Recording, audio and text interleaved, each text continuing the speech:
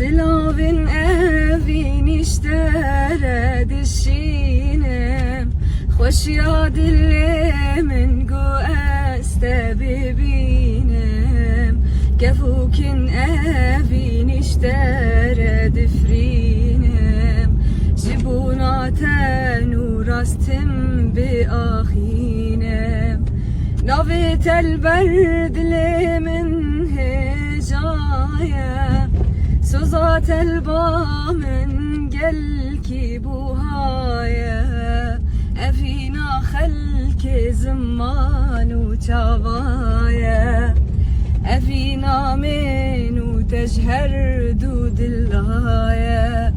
Silavin evin iştere dişinem Hoş ya dilimin gu este bibinem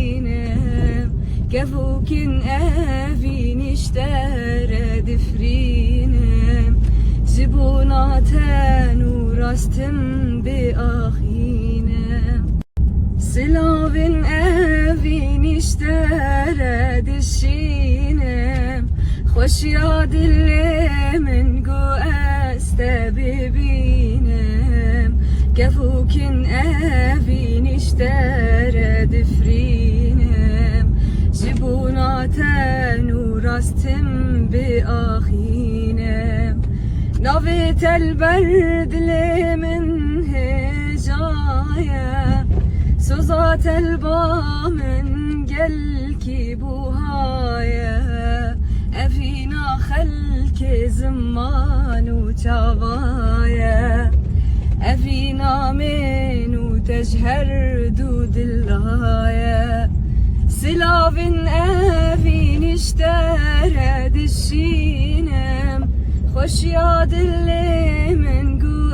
este bibinem Gefukin evin iştere difrinem Zibunaten urastim bi ahinem